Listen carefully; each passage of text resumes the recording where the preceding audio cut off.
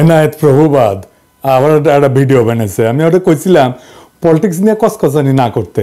ভারতীয় পণ্য বয়কট আন্দোলনের সময় ওর কুরকুরে নিয়ে উঠছিল। ব্যাপার না, বাতের রোগীদের যেমন আমাবস্যার পূর্ণিমা বাতের ব্যথা জায়গায় ওঠে, তেমনি প্রভুপাদের কিছু বিশেষ বিশেষ সময় কুরকুরে নিয়ে ওঠে। ওরা নিয়ে কিছু বলতাম না, কিন্তু একটা ভিডিও সারিছে, এটা নিয়ে কিছু না কইলেই না। মুশকিল হইলো কইছে বিএনপি নিয়ে। বিএনপির ডিফেন্ড করা তো আমার দায়িত্ব না, দায়ও না, আমি বিএনপি করিও না। কিন্তু বিএনপি ব্যাশিং এর নামে কোন শয়তানিটা শ্রী শ্রী এনায়েত প্রভুপাত করতেছে সেটা দেখায় দেওয়া দরকার, কারণ এটা দেশের জন্য জাতির জন্য জরুরি। আমি ওরে প্রভুপাত বলি কারণ ও হইতেছে বিজেপির বুয়েট শাখার সভাপতি। বাংলাদেশে বিজেপির পলিসি পার্সু করে, ঠিক যেভাবে ভারতীয় পণ্য বয়কটের সময় আমাদের পিছে লাগিয়েছিল, এখন বিএনপির পিছে লাগিয়েছে। তো এটা এখন বিএনপির পিছে লাগা হচ্ছে এখন বিজেপির পলিসি। মানে বিজেপি এখন জানে যে আওয়ামী লীগ আর তো আসবে না, কিন্তু বিএনপি যেন না আসে ক্ষমতা, এটাই হইতেছে বিজেপির পলিসি। ও যেটা বলতে চাচ্ছে সেটা হচ্ছে আওয়ামী লীগ খারাপ, অবশ্যই ঠিক আছে, বিএনপি একই রকম খারাপ। বিএনপি একই রকম খারাপ একটা দল, এই বিএনপিকে ক্ষমতা আসতে দেওয়া যাবে না, ফেয়ার এনাফ। তো প্রভুবাদ আওয়ামী লীগের আমলে আওয়ামী লীগের শাসন নিয়ে কি কথা কবে পারছিল আপনারাই বলেন? তখন কিন্তু গোয়ার গু শুকায় গুটা হয়ে গেছিল, সেই সাহস হয় নাই। এখন ওর পৌরুষ জেগে উঠছে, বিপ্লবী হয়েছে, এখন এসেছে বিপ্লবী সাজিতে। ওই সময় কি কি করেছিল আসেন দেখি।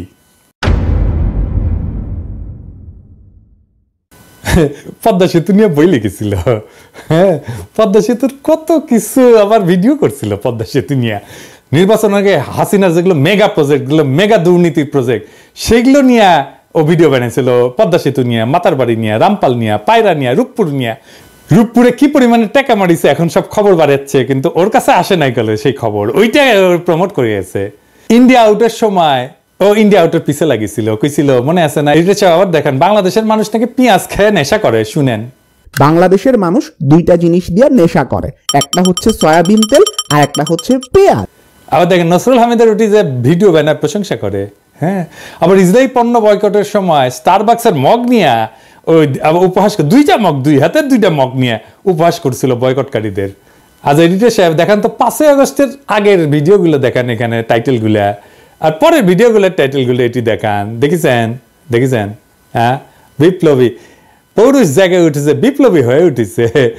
আগে ছিল ধ্বজভঙ্গ, তারপরে 5 আগস্টের পরে ওর পৌরুষ জায়গায় উঠেছে। তা আসেন ভিডিওর শুরুতে কি কইছে সেটা দেখি। 5 আগস্ট বিকাল থেকে বিএনপির বিভিন্ন লেভেল থেকে এই দাবি আসতে থাকে যে আগামী 3 মাসের মধ্যে আপনাকে নির্বাচন দিতে হবে।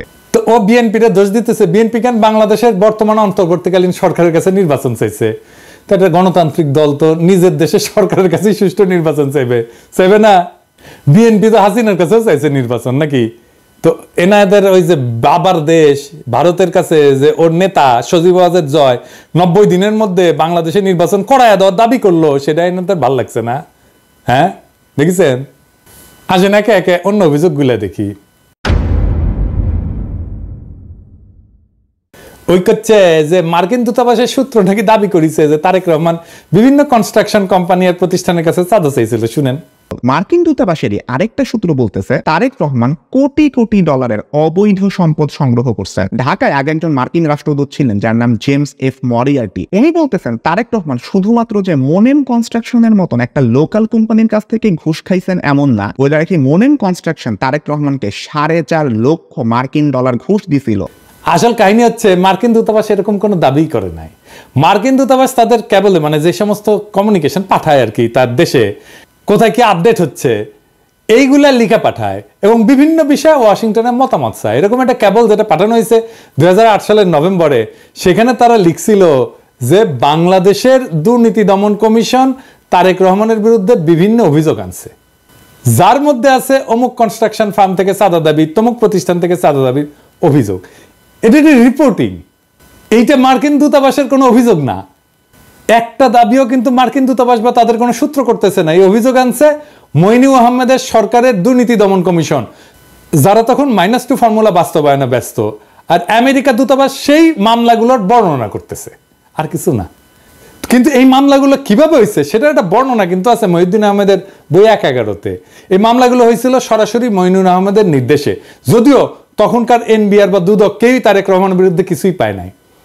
বইয়ের 274 পৃষ্ঠাতে মহিউদ্দিন আহমেদ যখন তৎকালীন এনবিআর এর শীর্ষ কর্মকর্তাকে তারেক রহমানের মামলাগুলোর ব্যাপারে জিজ্ঞেস করছে, উনি উত্তর দিচ্ছেন, কি বলতেছেন, তাদের বিরুদ্ধে তো কোনো মেজর কেস পাওয়া যায়নি, যেমন তারেকের তো কোনো কিছু প্রমাণিত হয় নাই, তার তো কিছু পাই নাই বলতে গেলে, দেখেছেন।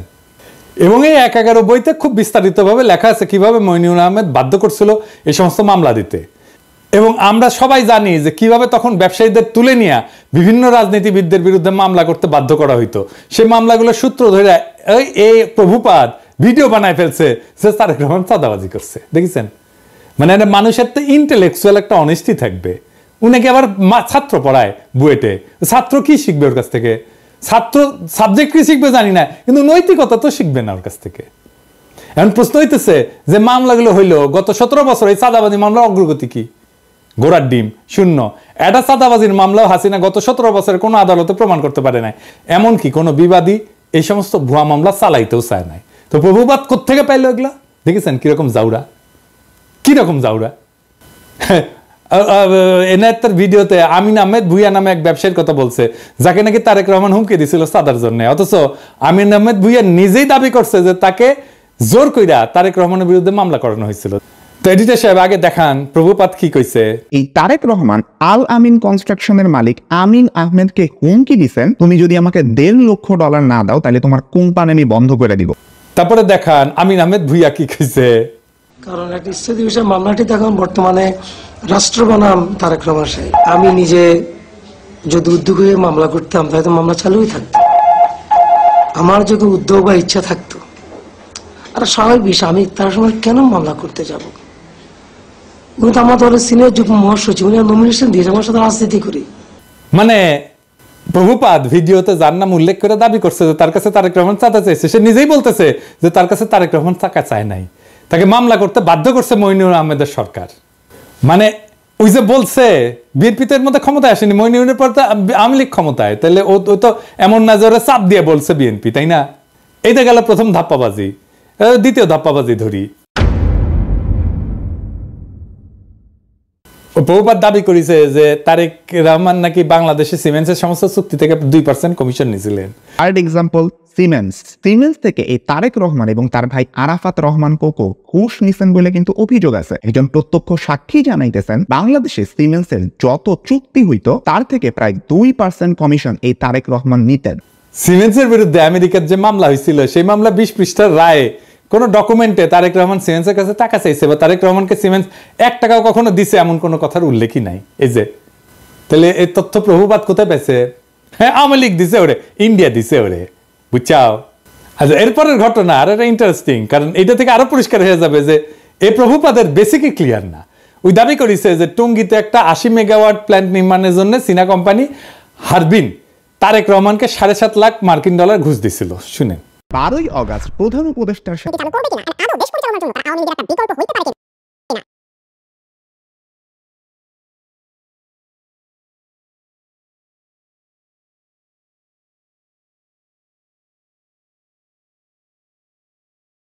আসল কথা হচ্ছে হারবিন একটা টেন্ডার প্রক্রিয়াতে সর্বনিম্ন বিডার হিসেবে 2002 সালে মনোনীত হয়েছিল।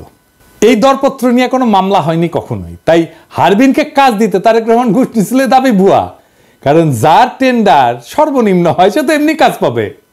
মামলাটা আসলে কি ছিল? মামলাটা ছিল হারবিন এবং তাদের বাংলাদেশের পার্টনার নির্মাণ কনস্ট্রাকশনের টঙ্গীর বেসিক শিল্পনগরীতে যে পাওয়ার প্ল্যান্ট বানানোর কাজ পায় সেটার ওয়ার্ক অর্ডার নিয়ে। খাদিজা বেগম গিয়াসউদ্দিন আল মামুনকে দিয়ে পাওয়ার প্ল্যান্টের ওয়ার্ক অর্ডারটা তাড়াতাড়ি বের করে আনে। তো এটা কনসালটেন্সি ফি হিসেবে কিছু টাকা দিছিল বলে খাদিজা বেগম নিজে দাবি করছে আদালতে। খাদিজা বেগম পুরা মামলা কোথাও বলেন নাই যে এই টাকা তারেক রহমান খাদিজা বেগমের কাছে চাইছে বা দিতে বাধ্য করছে। তাই 2013 সালে এই মামলায় তারেক রহমানের নাম ছিল, কিন্তু তারেক রহমানকে খালাস দেয় আদালত। মানে হাসিনার আমলে তারেক রহমান আদালত থেকে খালাস পায়, হাসিনার আমলে। কিন্তু যে বিচারক খালাস দেয় সে আবার খালাসের রায় দিয়ে দেশে থাকতে পারে নাই, তার এসকে সিনহার মতো দেশ ছাড়া করে বাধ্য করা। উনি মানে ফিনল্যান্ডে আছেন। এরপর প্রভুপাদ দাবি করেছে যে তারেক রহমান নাকি বসুন্ধরা গ্রুপের কাছ থেকে 21 কোটি টাকা নিয়েছিল একটা মামলার বিচার প্রভাবিত করতে। বসুন্ধরা গ্রুপের মালিকের একজন ছেলে আছে, নাম হচ্ছে শাফিয়াত সোবহান স্থানভীর। ইনি কিন্তু আনভীরেরই ভাই। তার বিরুদ্ধেও একটা খুনের মামলার বিচার প্রভাবিত করতেও তারেক রহমান 21 কোটি টাকা নিয়েছিলেন বলে অভিযোগ আছে। এই গল্পটা তখন ডিজিএফআই বানায় পেপারগুলোকে খাওয়াইছিল, যেটা 2016 সালে ডেইলি স্টারের মাহফুজ আনাম নিজেই স্বীকার করছে। সে বলছে ডিজিএফআই বানানো গল্প ছাপানোতে তার ব্যাড এডিটোরিয়াল জাজমেন্ট ছিল। ভুয়া গল্পটা হাসিনার ইন্ডিয়ার দালাল এনায়েত আজকে ওই জেনজিদের খাওয়াইতে আসছে, কোনো ধরনের রিসার্চ না কইরাই। কিরকম জাউরা দেখেন। আকবর সোবহান সাহেবের ছেলেকে বাঁচানোর জন্য তারেক জিয়া এত কোটি টাকা দিচ্ছে, একদম ফিগারটা সব উল্লেখ ছিল, 50 কোটি টাকা দিচ্ছে। এটা খুব সুন্দর। তুমি প্রথমে তোমাকে বলতে হবে ডেইলি স্টারে ছাপা হয় না, শুধু প্রত্যেকটা কাগজে লিড করেছেন এটা। না প্রত্যেকটা, আই ডোন্ট রিমেম্বার দ্যাট। না আমার মনে আছে না, এই প্রত্যেকটা কাগজে ওটা ছেপেছে। আমি মনে করি যে আমার সাংবাদিকতার সময়ে ওই সময়ে ডিজিএফআই এর দেওয়া নিউজ আনসাবস্টেন্টেটেড, আমি যেটা ইন্ডিপেন্ডেন্টলি প্রমাণ করতে পারি নাই, ওটা আমি লিখেছি, ইন্ডিপেন্ডেন্টলি ভেরিফাই করতে পারছি না। কিন্তু তুমি যদি আমাকে জিজ্ঞেস করো আমার সাংবাদিক জীবনে, এডিটরের জীবনে ওটা হচ্ছে একটা বিরাট ভুল। আমি ভুল করেছি। ওই সময় ডিজিএফআই এর দেওয়া নিউজ আমার ছাপানো উচিত হয়নি। ইট ওয়াজ এ ব্যাড এডিটোরিয়াল জাজমেন্ট। আমি অপকটে স্বীকার করি। কিন্তু ঘটনা হচ্ছে যে যতগুলো দুর্নীতির অভিযোগ আনছে তারেক রহমানের বিরুদ্ধে, সবগুলো 111-এর সরকার। এবং 111 তো আপনারা জানেন এটা ইন্ডিয়ার সরকার ছিল, তাই না? এই 111-এর সরকার ইন্ডিয়া হাতে বাংলাদেশকে তুলে দেয়। এই যে ওই সময় 111 ডিজিএফআই মানে যারা আসলে ইন্ডিয়ার বানানো জিনিস, বানানো তরকারি খাওয়াইছিল, সেই জিনিসটা খাওয়াইতেছে প্রভুপাদ আইসকা জেনজিদের। এবার আসেন খাম্বানিয়া মিথ্যাচারের আলাপটা করি। ওই 111-এর সরকারের সময় খাম্বা দুর্নীতি সহ বিদ্যুৎ খাতের দুর্নীতি তদন্তে ওরিব ইউনিভার্সিটি বুয়েটের সাবেক ভিসি আব্দুল মতিন পাটোয়ারির নেতৃত্বে একটা তদন্ত কমিটি তৈরি করা হয়েছিল। সেই রিপোর্টটা পর্যন্ত এখনো প্রকাশ হয়নি। খোঁজ নিয়ে জানা যায় যে এই সময় 100 কোটি টাকা মূল্যের খুঁটি সংগ্রহ করছে এরকম 4টা প্রতিষ্ঠান ছিল। এর মধ্যে 3টেই ছিল আওয়ামী লীগ সমর্থিত ঠিকাদারি প্রতিষ্ঠান। এই 5 বছরে আরইবির মোট খুঁটির বেশিরভাগ সরবরাহ করে আওয়ামী লীগ সরকারের সমর্থক ব্যবসায়ী কাজী শাহাদ আহমেদের মালিকানাধীন জেনকম গ্রুপের 5টা প্রতিষ্ঠান। এই গ্রুপ একাই 511 কোটি 30 লাখ টাকার কাজ পায়। এছাড়া আওয়ামী লীগ সরকারের সময় আরইবির খুঁটির পুরাটাই যোগান দেয় এই প্রতিষ্ঠান। 2002 থেকে 2003 সাল বিএনপি সমর্থিত ঠিকাদারদের ছোট ছোট আরো কয়েকটা প্রতিষ্ঠান কাজ পেলেও 100 কোটি টাকার মতো কাজ করছে গিয়াসউদ্দিন আল মামুনের মালিকানাধীন খাম্বা গ্রুপের 2টা প্রতিষ্ঠান। তবে জোট সরকারের 5 বছরের প্রথম 1 বছর এই প্রতিষ্ঠান কিন্তু কোনো কাজ পায়নি। জোট সরকারের 5 বছরে আরইবির লাইন অধিগ্রহণের আওতায় মোট 879 কোটি 31 লাখ 22 হাজার টাকার কংক্রিট খুঁটি কেনা হয়। এর মধ্যে জেমকন গ্রুপের 5টা প্রতিষ্ঠান খুঁটি সরবরাহ করে 511 কোটি 30 লাখ টাকার, কনফিডেন্স গ্রুপ সরবরাহ করে 119 কোটি 79 লাখ টাকার খুঁটি, খাম্বা গ্রুপের 2টা প্রতিষ্ঠান সরবরাহ করে 102 কোটি 10 লাখ টাকার খুঁটি। এবার এই যে সে পাশে লেখেন তো, কন্টেক্ট গ্রুপ সরবরাহ করে 85 কোটি 4 লাখ টাকার। এছাড়া টেস্কো পাওয়ার লিমিটেড 24 কোটি, রয়্যাল গ্রিন 13 কোটি, লুমেক রুম্বার 20 কোটি এবং অন্য একটা প্রতিষ্ঠান নাম ভুলে গেছি 25 লাখ টাকার একটা খুঁটি সরবরাহ করে। 2003-04 সালে আরইবির মোট খাম্বা কেনে 214 কোটি টাকার। এর মধ্যে জেমকন 104 কোটি, মানে অর্ধেকেরই। খাম্বা 41 কোটি, কনফিডেন্স 31 কোটি, কন্টেক্ট 26 কোটি, টেস্কো পাওয়ার 20 কোটি, রয়্যাল গ্রিন 5 কোটি টাকার কাজ পায়। 2004-05 সালে আরইবির মোট খুঁটি কেনে 194 কোটি টাকা। এর মধ্যে জেমকন 87 কোটি টাকা, খাম্বা মাত্র 29 কোটি, কনফিডেন্স 27 কোটি, কন্টেক্ট 21 কোটি, রয়্যাল গ্রিন 5 কোটি টাকা, অন্য একটা কোম্পানি 2 কোটি টাকার কাজ পায়। 2005-06 সালে 127 কোটি টাকা কাজের মধ্যে জেমকন 68 কোটি, খাম্বা 25 কোটি, কনফিডেন্স 25 কোটি, কন্টেক্ট 11 কোটি, রয়্যাল গ্রিন 2 কোটি টাকার কাজ পায়। তাহলে দেখা যাচ্ছে খাম্বার সাথে দুর্নীতিতে ওতপ্রোতভাবে জড়িত ছিল আওয়ামীপন্থী ব্যবসায়ী কাজী শাহাদের জেমকন গ্রুপ, তাই না? হিসাবটা কি বলে? হিসাব তো পাক্কা হিসাব, আপনি নিয়ে আসতে পারেন, এখনো নিয়ে আসতে পারেন, এইসব তো সরকারের কাছেই আছে। তো খাম্বা কি প্রভুপাত্র পাশাই ঢুকাইছে? হ্যাঁ, খাম্বা বেচলো আওয়ামী লীগ আর প্রভুপাদের পশ্চাতে ঢুকলো বিএনপির খাম্বা। এবার আসেন জিয়া অরফানেজ ট্রাস্ট নিয়ে কথা কই। 6 number example, Zia orphanage trust fund আছে যেখানে এতিমদের জন্য টাকা আসে। ওই ফান্ডের অ্যাকাউন্ট থেকেও 2 কোটি টাকা হাতে আনেন এই তারেক রহমান। উনি তার নিজ শহর বগুড়াতে একটা জমি কেনার জন্য এই ট্রাস্টের তহবিলের টাকা ইউজ করে। ওই দাবি করেছে যে জিয়া অরফানেজ ট্রাস্ট ফান্ডের অ্যাকাউন্ট থেকে 2 কোটি টাকা হাতায় নিয়ে তারেক রহমান বগুড়া একটা জমি কিনছিল। সত্য ঘটনা হচ্ছে তারেক রহমান কোনো টাকা হাতায় নিয়ে জমি কেনে নাই, এই জমি কেনা হয়েছিল জিয়া অরফানেজ ট্রাস্টের নামেই। দেখেন, যেটাই মামলার রায় বলা আছে, তারেক রহমান অরফানেজ ট্রাস্টের টাকায় নিজের নামে কোনো জমি কেনে নাই, এটা হাসিনার আদালতও বলে নাই, কোনোদিন দাবিও করে নাই, কিন্তু হাসিনা আর ইন্ডিয়ার দালাল এনায়েত প্রভুপাদ দাবি করেছে। এবার আসেন রাজনৈতিক ষড়যন্ত্র নিয়ে আলাপ করি। দ্বিতীয় এক্সাম্পল, 10 ট্রাক অস্ত্র। বাংলাদেশের ইতিহাসে সর্ববৃহৎ অস্ত্র আর গোলা বারুদের চালান আটক করা হয় 2004 সালের 1 এপ্রিল রাতে। তো প্রভুপাদ হঠাৎ কইরা দুর্নীতি বিশেষজ্ঞ থেকে রাজনৈতিক ষড়যন্ত্র বিশেষজ্ঞ হয়ে গেল, ব্যাখ্যা করতে আসছে 10 ট্রাক অস্ত্র মামলা নিয়ে। তো 10 ট্রাক অস্ত্র মামলার ব্যাপারে আমাদের প্রভুপাদের দেখা যাচ্ছে যে আমাদের দেশের মানুষের উপরে ভরসা কম, তাই সব সূত্র হচ্ছে ভারতীয় গোয়েন্দারা, যারা 10 টাকা অস্ত্রের দোষ চাপায় বাংলাদেশকে বিপদে ফেলতে বদ্ধপরিকর ছিল। এখানে যদি বিএনপির কোনো ভুল থাকে তাহলে কি বর্তমান অন্তর্বর্তীকালীন সরকারের প্রধান উপদেষ্টা ডক্টর ইউনূসকে একইভাবে দোষারোপ করা যাবে না? উনিও তো ভারতের টিভি মিডিয়া এনডিটিভির সাথে সাক্ষাৎকারে বলছেন বাংলাদেশকে ভারত অস্থিতিশীল করতে চাইলে ভারতের 7 সিস্টার অক্ষত থাকবে না, বলছে না? তাইলে ভারতকে চাপে রাখার ব্যাপারে পররাষ্ট্রনীতি কি বিএনপির ভুল ছিল? এই নীতির কারণে বিএনপির ভোট পেতে বাধা থাকবে কেন? আবার নিজেই বলছে যে বিএনপি ক্ষমতা আঁকড়ে ধরে রাখতে চায়নি, সেটা কি প্রমাণ করে না যে বিএনপি গণতন্ত্র চাইছে বারবার? আমরা এই প্রসঙ্গে পরে আসব। এরপর সে ব্যাখ্যা করতে গেল 21 আগস্টে গ্রেনেড হামলা। এও দাবি করেছে যে মুফতি হান্নান নাকি 2004 সালের 14 আগস্ট হাওয়া ভবনে বসে পরিকল্পনা করছে। আমরা 21 আগস্ট বোমা হামলা। ডেইলি স্টারের 2009 সালের একটা রিপোর্টের মতে 2004 সালের 14 আগস্ট রাতে হাওয়া ভবনে বসে স্বরাষ্ট্র প্রতিমন্ত্রী বাবর, উপমন্ত্রী পিন্টু সহ জঙ্গি সংগঠন হুজির নেতারা বৈঠক করে শেখ হাসিনাকে গ্রেনেড হামলার মাধ্যমে মেরে ফেলার পরিকল্পনা করে। তো এইবার একটু মুফতি হান্নানের জবানবন্দিটা দেখি তো। মুফতি হান্নান 21 আগস্টের গ্রেনেড হামলার ব্যাপারে 2টা জবানবন্দি দিয়েছে। প্রথমটা 2007 সালে, যেটার ভিত্তিতে মামলা বিচার শুরু হয়ে গেছিল, কিন্তু সেই জবানবন্দিতে তারেক রহমানের হাওয়া ভবনের নাম নিশানাও ছিল না। এই জন্য শেখ হাসিনা 2009 সালে মুফতি হান্নানকে রিমান্ডে নিয়ে নির্যাতন করিয়া তারেক রহমানের হাওয়া ভবনের নাম বের করার দায়িত্ব দেয় তার বিশ্বস্ত দালাল আব্দুল কাহার আকন্দকে। এরপরে 120 দিন রিমান্ডে নির্যাতনের পর মুফতি হান্নানকে দিয়ে জোর কইরা 2011 সালে বলানো হয় যে এই হামলার আগে সে হাওয়া ভবনে তারেক রহমানের সাথে দেখা করছিল। এই জন্য 2024 সালের নির্বাচনে আব্দুল কাহার আকন্দকে হাসিনা নৌকা মার্কা প্রার্থী করে। এই দেখেন, এই নির্বাচনে আওয়ামী লীগ থেকে আমাকে নৌকা মার্কা প্রদান করা হয়েছে। আমাদের জাতির জনক বঙ্গবন্ধু শেখ মুজিবুর রহমান ও তার পরিবারের সকল সদস্য, একমাত্র মাননীয় প্রধানমন্ত্রী শেখ হাসিনা এবং তার বোন শেখ রেহানা বাদে সবাইকে হত্যা করা হয়েছে। এমনকি 10 বছরের শিশু রাসেলকেও হত্যা করা হয়েছে। আপনারা জানেন 21 বছর সংগ্রাম করে এই মাননীয় প্রধানমন্ত্রী 1996 সালে আবার ক্ষমতায় আসেন।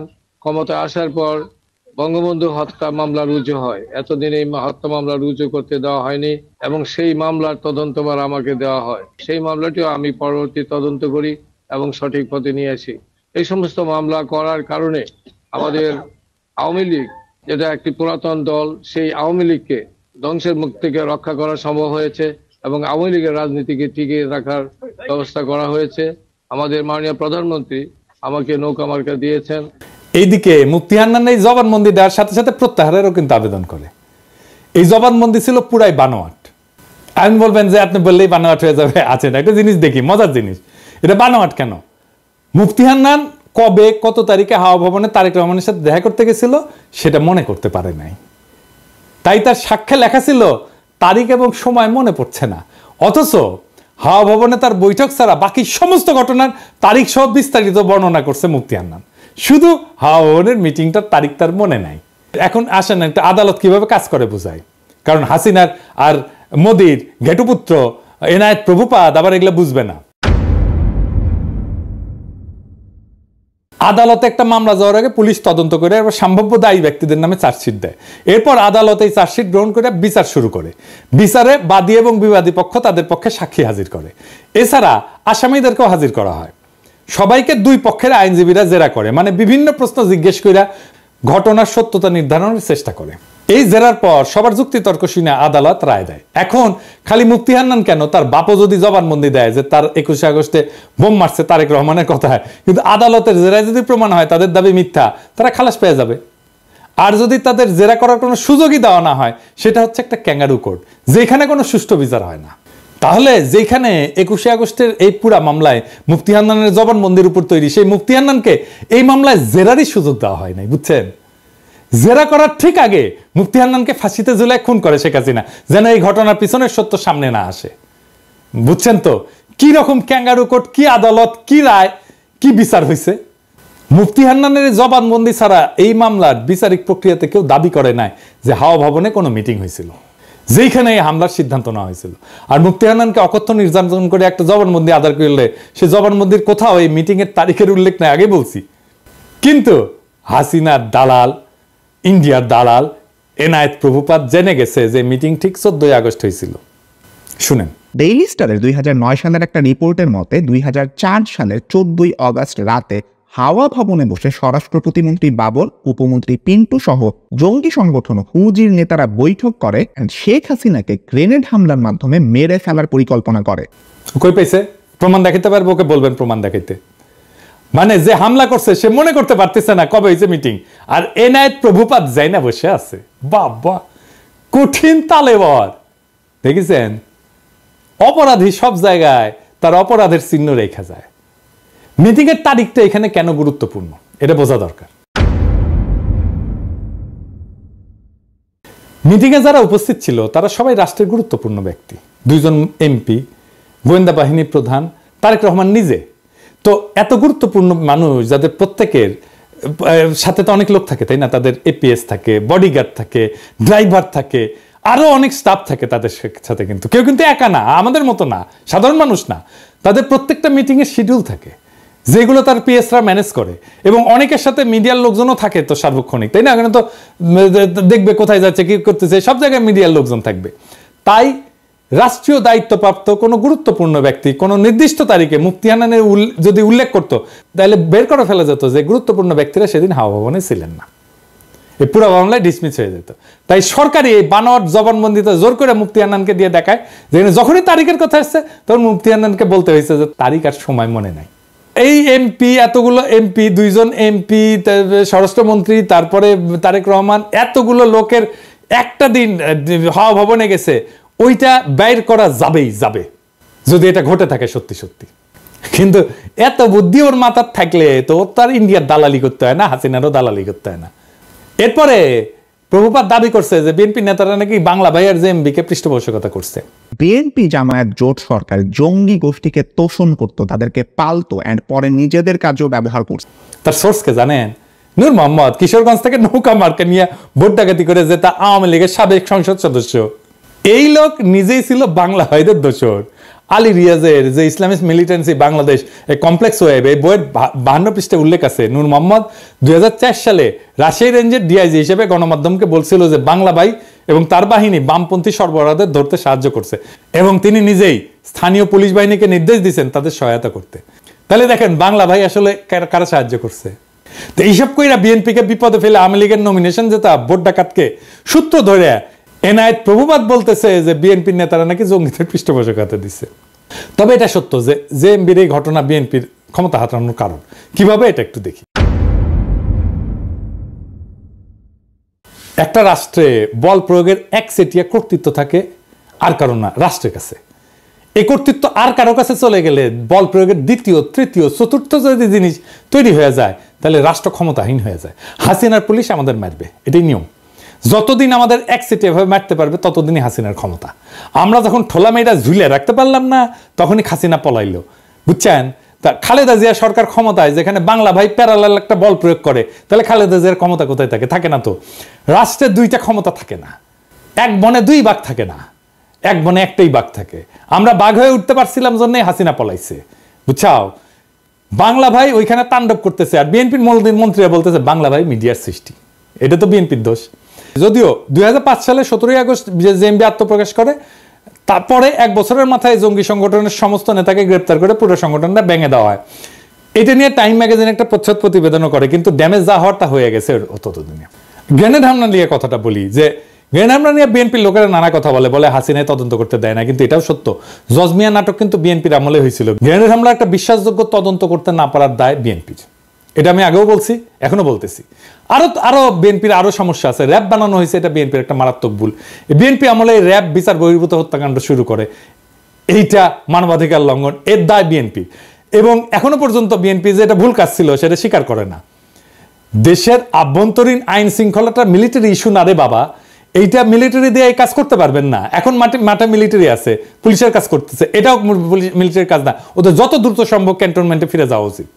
এবার আসেন 15 ফেব্রুয়ারি নির্বাচন নিয়ে। 1996 সালে 15 ফেব্রুয়ারি নির্বাচনের ভুল প্রেক্ষাপট বর্ণনা করছে। বাস্তবতা হচ্ছে যে বিএনপি জনগণের দাবি মেনে নিয়ে তত্ত্বাবধায়ক সরকারের অধীনে নির্বাচন দিতে চাইছিল, কিন্তু সংবিধান সংশোধনের জন্য যথেষ্ট সংখ্যক সংসদ সদস্য ছিল না, কারণ আওয়ামী লীগ, জামাত সহ সকল দলের সংসদ সদস্য সংসদ থেকে পদত্যাগ করছিল। সেই জন্য 15 ফেব্রুয়ারি নির্বাচনটা দিতে হয়েছিল। 15 ফেব্রুয়ারি নির্বাচনের মাধ্যমে নতুন সংসদ তত্ত্বাবধায়ক সরকারের বিল পাস করে বিএনপি পদত্যাগ করছিল। এটা তো একটা নিয়মের কারণে বা নিয়ম রক্ষার জন্য করছিল। বিএনপির সেন্সেবল আচরণের কারণেই 1996 সালে 116 জন আসন নিয়ে বিরোধী দলের আসনে বসতে পারছিল। সরকার যদি এতই খারাপ চলে তো এত আসন পাইতো না, তো যেটা আওয়ামী লীগের সাথে 2001 সালে ঘটছিল। কিন্তু এখন প্রভুপাতকে বলতে হবে, বিএনপি আমলকে আয়না ঘটছিল। কোন আন্দোলনে 2 সপ্তাহে 1000 মানুষ মারা গেছে, হেলিকপ্টার থেকে গুলি করা হয়েছে, স্নাইপার দিয়ে গুলি করা হয়েছে, সরাসরি বুকে গুলি করা হয়েছে, মাথায় গুলি করা হয়েছে স্নাইপার দিয়ে। বাংলাদেশকে ভারতের উপনিবেশ বানানো হয়েছে বিএনপির আমলে। বাংলাদেশের রাজনীতিতে ভারত হস্তক্ষেপ করছে, পরপর 3 টার্মে ভোট দেওয়া বন্ধ করে দিছে, লক্ষ কোটি টাকা পাচার হয়েছে, একটা গুমের ঘটনা ঘটছে, লাখ লাখ লোককে দেশান্তরী হইতে হয়েছে আমার মতো, নাকি বিপ্লব হয়েছে এরকম বিএনপি সরকারকে উৎখাতের জন্য। বিএনপি সরকারের বিরুদ্ধে কথা বলার জন্য পিটায় মারা হয়েছে কখনো। আওয়ামী লীগ ফ্যাসিবাদ কায়েম করছে, বিএনপি কখনো ফ্যাসিবাদ কায়েম করছে? বিএনপি 57 জন সেনা অফিসারকে মারছে বিদ্রোহের নামে। বিএনপি রাতের আধারে আলেমদের মাইরা লাশ গুম করছে। বিএনপি আমলে দুর্ভিক্ষ হয়েছে, এরপরে বলে বিএনপি আওয়ামী লীগ এক। স্বাধীনতার পর আওয়ামী লীগ 25 বছর শাসন করছে, বিএনপি করছে 15 বছরের মতো। আওয়ামী লীগ মাত্র একবার শান্তিপূর্ণভাবে ক্ষমতা হস্তান্তর করছে, 2 বার তাকে নির্বাচন দিয়ে হটানো যায় না, রক্তাক্ত বিপ্লব করে হটাইতে হয়েছে। হ্যাঁ, শালার আমি জাউরা সিল দেই নাই না? হ্যাঁ, দেন এডিটর সাহেব, দেন জাউরা সিল দিয়ে দেন, 2 বার দেন, 3 বার দেন। 111 একটা পলিসি ছিল -2, মানে হাসিনা খালেদা দুইটাই বাদ, কিন্তু আসলে ওইটা -1, মানে Hasina in Khaleda out. BNP জামাতকে ক্ষমতায় আসতে দেওয়া যাবে না, এটা ইন্ডিয়ান লাইন, এটা বিজেপি কংগ্রেস সবার লাইন। কারণ বিএনপি জামাত ক্ষমতায় থাকলে ইন্ডিয়ার বাংলাদেশে ভাত নাই। ভারতীয় পণ্য বয়কটে ভারতকে বাঁচাইতে আসছিল প্রভুপাত, এখন আওয়ামী লীগের পতনে ইন্ডিয়াকে বাঁচাইতে আসছে প্রভুপাত। কারণ ইন্ডিয়া জানে যে আওয়ামী লীগের জিন্দগিতে ক্ষমতায় আসতে পারবে না। বাংলাদেশে ইন্ডিয়ার অনেক সফট অ্যাসেট আছে, এই প্রভুপাত তার মধ্যে একটা, ইন্ডিয়ার সফট অ্যাসেট। এরকম আরো অ্যাসেটকে মাঠে নামাবে ইন্ডিয়া, এই যে রোকে অ্যাপ্রাজি আর একটা সফট অ্যাসেট। তবে প্রভুপাত তোমার ইন্ডিয়ান সফট অ্যাসেট মার্ক করে রাখলাম, যেদিন ভারতীয় পণ্য বয়কটের পিছিয়ে লাগছো সেদিনই মার্ক করে রাখছি। আমার মার্ক করা ভুল হয় না, বুঝছাও? তো একটা জিনিস জানো, কয়া রাখি, বাঘে শুইলে 18 গা, ঠোলাই শুইলে 36 গা, আর পিনাকি শুইলে জয় বাংলা।